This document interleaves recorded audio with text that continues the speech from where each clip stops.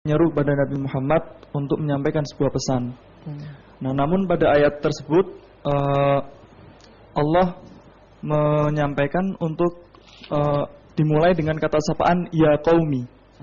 Nah, yang menjadi pertanyaan saya, mengapa Allah hingga mendiktekan kepada Nabi Muhammad untuk memulainya dengan kata-kata ya qaumi? Apa hikmah di balik itu?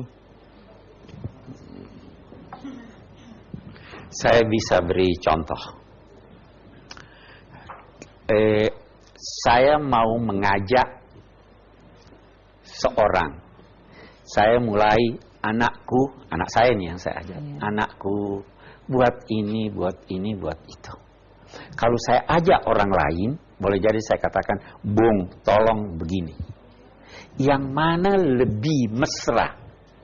Saya berkata anakku atau Bung? Oke. Mari kita lihat, kita tingkatkan sekarang. Wahai bangsaku. Ya kan?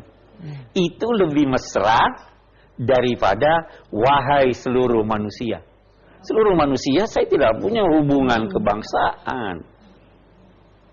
Kalau anakku, saya kembali lagi kepada yang kecil, itu sang anak merasa bahwa ayahnya ini tidak menghendaki keburukan buat dia. Ya kan? Ya. Nah, begitu juga sebagai bangsa begitu. Bangsaku, saya ini bagian dari kamu. Saya tidak mungkin bermaksud buruk kepada kamu.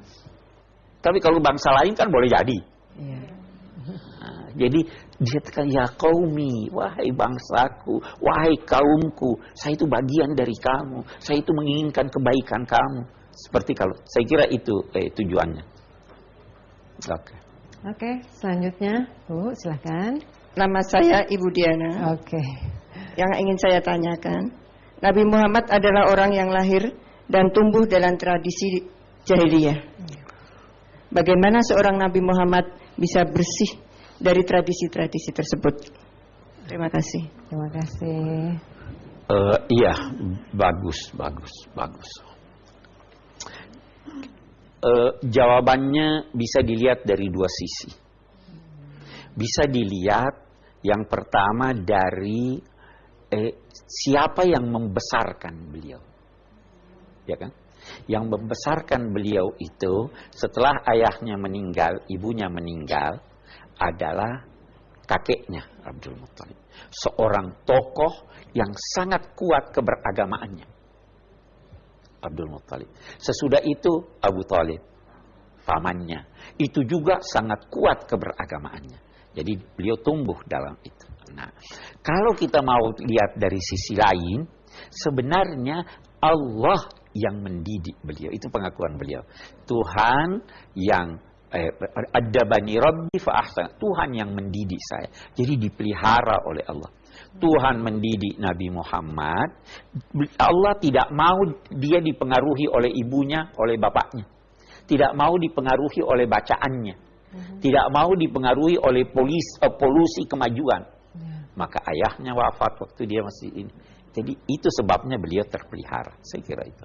Baik Pak, dari semua uraian itu bagaimana kesimpulannya Pak Quraisy? Iya, kesimpulannya ayat 135.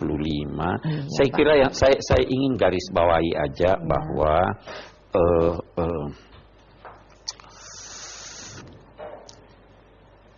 masa Nabi Muhammad itu adalah masa yang penuh dengan kezaliman, keburukan.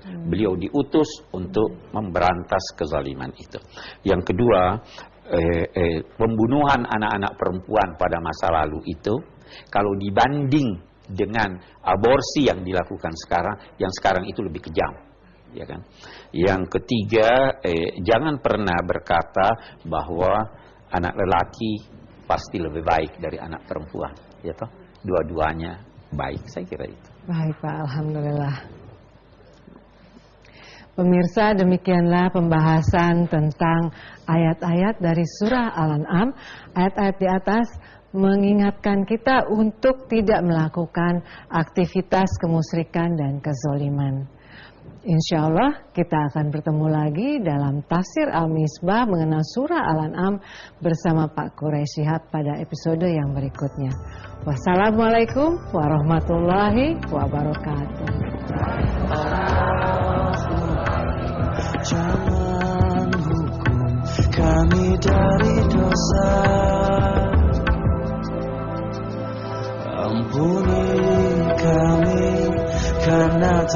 mungkin kami sanggup menahan pedih. Setitik rahmat yang kau beri lebih berarti dari segalanya.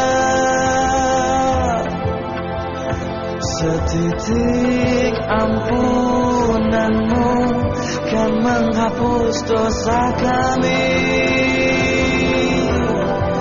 Karena mata, hati, tangan, kaki akan jadi saksi. Tiada dusta diri yang tak terhakimi.